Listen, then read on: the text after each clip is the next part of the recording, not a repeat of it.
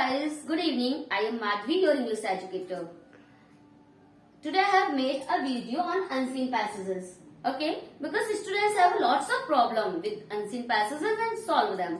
Okay, as you know, 27% है ना question paper का 27% जो है क्लास 12th में आपके अनसीन पैसेजेस पे डिपेंड करता है. ओके, क्योंकि 22 मार्क्स का आपका अनसीन पैसेज होता है. क्लियर है ना इतनी बार? And it is divided into 2. जैसा कि आपने देखा हुआ क्वेश्चन पेपर में कि इसके दो पार्ट्स होते हैं. एक तो केस बेस्ड स्टडी बेस होता है, केस स्टडी होती है, ठीक है, जिसको हम लोग फैक्चुअल पैसेज बोलते हैं. और एक होता है आपका डिस्क्रिप्टिव पैसेजेस, है ना. ये क्या होता है कि अब आपका जो 2 डिवीजन है ना, जो अनसीन पैसेज का जो 2 डिवीजन है उनको हम ऐसे समझ लेते हैं. जैसे आपकी राइटिंग स्किल्स हैं, जैसे आपको क्वेश्चन पेपर का पैटर्न तो सभी को क्लियर ही होगा ना.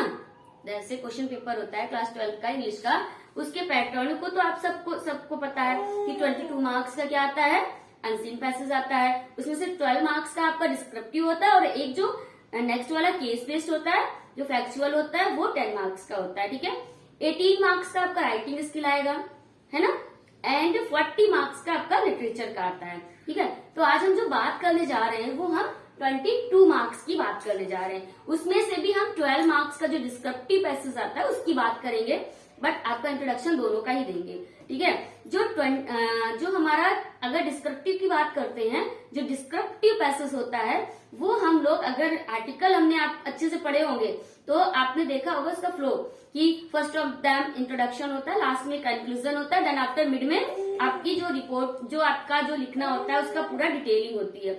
आर्टिकल में ऐसे ही होता है ना. सेम एज आपको जो डिस्क्रिप्टिव पैसेजेस होते हैं वो भी आपको सेम एज ही मिलेंगे.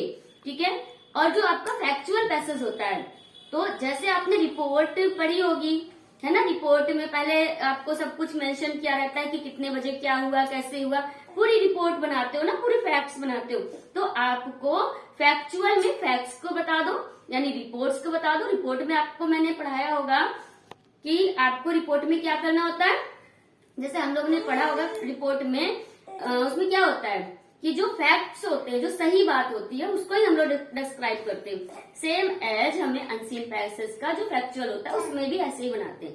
तो चलो हम बात करते हैं पहले हमें क्वेश्चन पेपर में जो पैसेज आते हैं वो कैसे सॉल्व करने हैं. ठीक है, देखो सबसे पहले first of them you have to read the passage, है ना. पहले हमें अगर सॉल्व करना है तो बहुत सारे हमने YouTube में चैनल्स देखे हुए हैं, है ना. हम लोग ने खुद से भी स्टडी की है. तो many of the teachers said that first of them you have to solve the questions. नहीं, सबसे पहले क्वेश्चंस नहीं पढ़ने हैं ना सॉल्व करने हैं. ठीक है, कि पहले क्वेश्चन पढ़ लो then after you will find out the answer of that question. नहीं, ऐसा कुछ नहीं करना है. सबसे पहले हमें स्लोली है ना प्रॉपरली पैसेज को रीड करना है. ठीक है, क्योंकि क्वेश्चन पेपर में जो पैटर्न होता है, किसका पैटर्न होता है, जो अगर हम लोग पैसेज की बात करते हैं तो उसका पैटर्न होता है, तो ना तो उसमें कोई फॉर्मेट होता है, उसका कोई फॉर्मेट नहीं होता है. जैसे हमने नोटिस राइट की तो नोटिस का एक प्रॉपर फॉर्मेट होता है ना, कि पहले जो है इशूइंग अथॉरिटी का नेम राइट करना है, नोटिस को कैपिटल लेटर में लिखना है, लेफ्ट हैंड में आपको डेट मेंशन करनी है, हेडिंग्स लिखनी है, देन आफ्टर आपको सब कुछ करना होता है. तो इसमें तो कोई ऐसा फॉर्मेट नहीं होता है, ना ही इसका कोई प्रॉपर पैटर्न होता है ना. जो आपका क्या है, जो आपका अनसीन पैसेज है उसका ना तो कोई प्रॉपर फॉर्मेट होता है, ना ही उसका कोई भी क्या होता है, ना प्रॉपर फॉर्मेट होता है, ना ही प्रॉपर पैटर्न होता है. ठीक है, जो उसके टाइप्स होते हैं क्वेश्चंस के, तो सबसे पहले आपको ऑप्शनल क्वेश्चंस मिलते हैं ना, कि कौन से टिक वाइज हो सकते हैं, है ना. और जो आपको डिस्क्राइब करना होता है डिटेल क्वेश्चन, वो भी आपके इसमें मिलते हैं. जैसे हम लोग पढ़ते हैं ना शॉर्ट आंसर्स, तो शॉर्ट आंसर्स में भी बहुत सारे क्वेश्चंस आते हैं. ठीक है, ऑप्शन भी आपको मिलते हैं, उसमें वो भी क्वेश्चंस आते हैं. ठीक है, फिलअप्स भी होते हैं आपके, है ना, ऑप्शनल भी होते हैं, शॉर्ट क्वेश्चंस भी होते हैं जिसको आपको अपनी 40 वर्ड्स में लिखना होता है. ठीक है, अपोजिट वर्ड्स भी आते हैं और सिमिलर वर्ड्स भी आते हैं, है ना. एंटोनिम्स आता है, सिनोनिम्स आता है, फिलअप्स आते हैं, ऑप्शनल्स आते हैं, शॉर्ट क्वेश्चंस आते हैं. ये सारा इसका पैटर्न होता है, किसका, अनसीन पैसेज में, है ना. डिस्क्रिप्टिव हो या फिर फैक्चुअल हो, दोनों में ही सेम ऐसा ही होता है. ठीक है, तो हमें अच्छा इतना सब कुछ है. ठीक है, तो हमें कैसे क्या करना पड़ता है, उसको कैसे हम अच्छे से प्रिपेयर करें जिससे कि हमें जो फुल मार्क्स मिल सके.